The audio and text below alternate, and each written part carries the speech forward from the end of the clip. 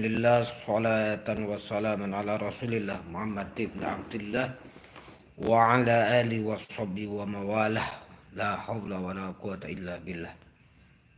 Para sahabat-sahabat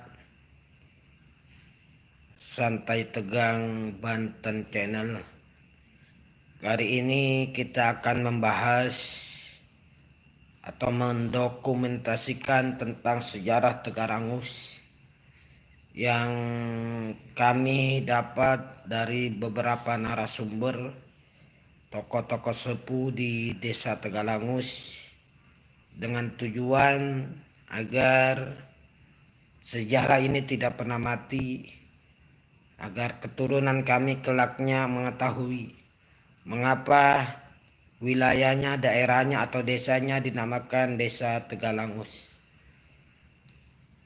Sumber ini kami dapat dari salah satu perangkat desa, juru tulis Jana Wijaya.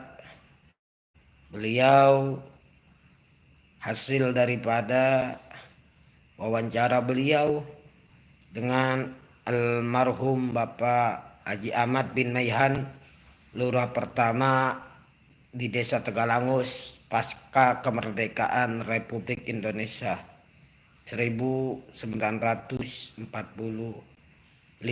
Indonesia merdeka dan Tegalangus lurah pertamanya di SK-kan pada 1946. Kalau berbicara nama Teluk Naga dan Tegalangus, ini sudah lama keberadaannya.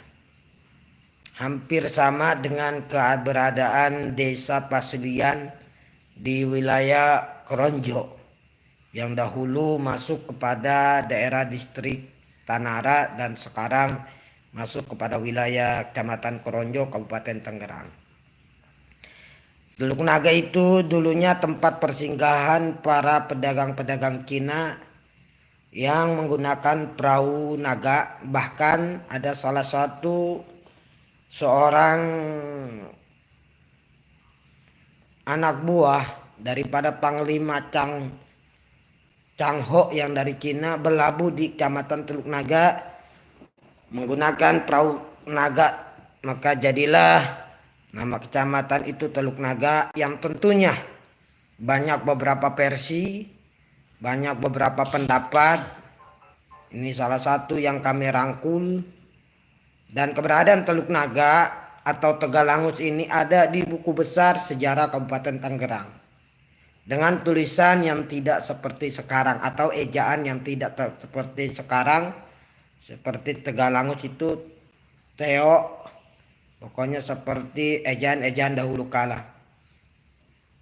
Dan insya Allah sebentar lagi Tegalangus akan memasuki usianya yang ke-72 tahun berdasarkan SK lurah pertama di Desa Tegalangus, yang padahal keberadaannya hampir ratusan tahun lamanya.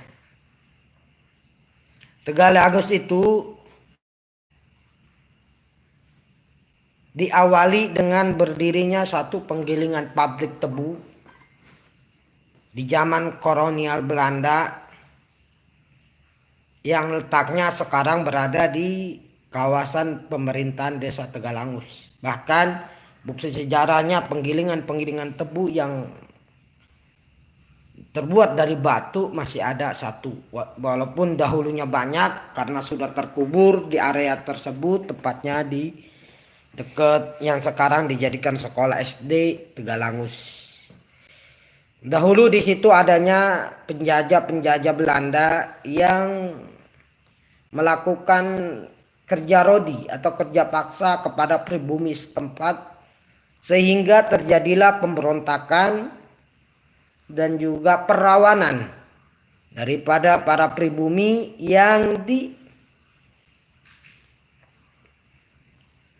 diprakasai oleh 3 orang pejuang. Pertama, Sekub Robinerang atau yang terakop dengan Ki Buyut Ragem. Keduanya lagi yaitu Ki Buyut Miskin, dan ketiga Ki Buyut Sairan. Ki Buyut Ragem berada makamnya di wilayah Kampung Pondok Indah, Desa Tegalangus.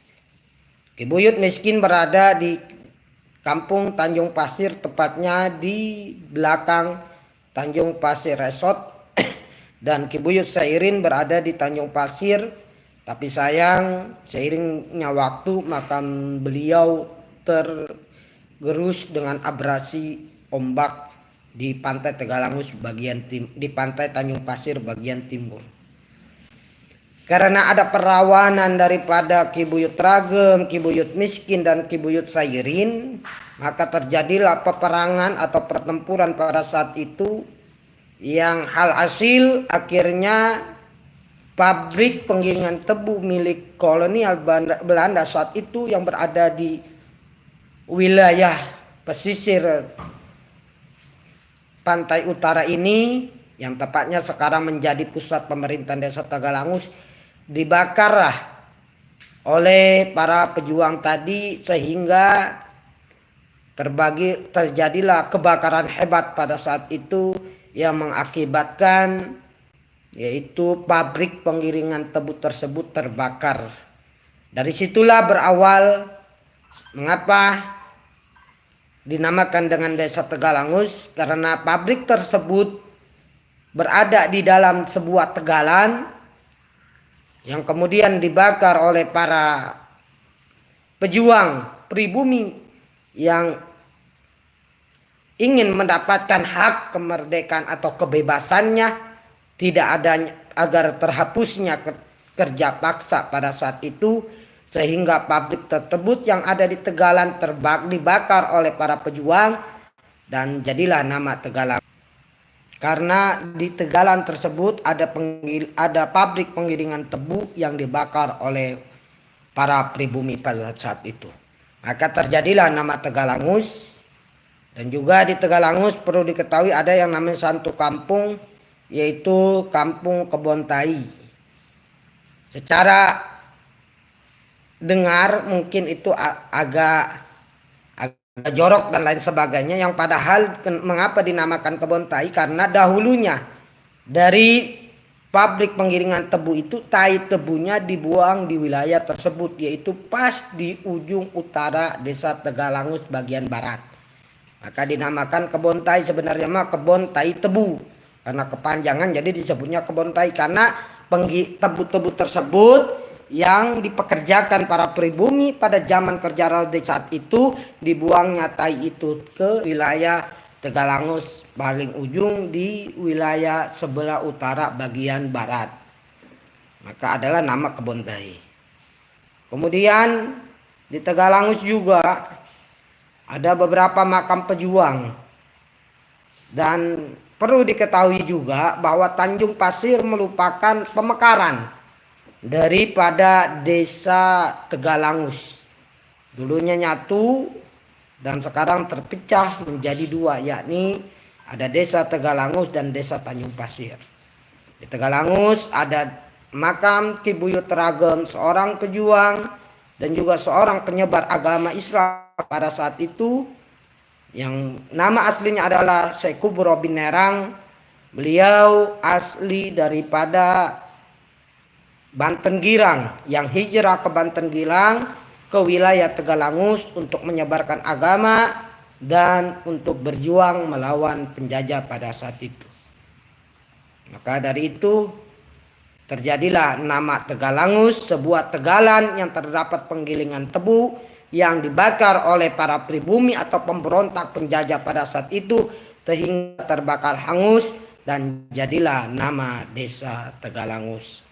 Sekian dan terima kasih. Mudah-mudahan ada manfaatnya.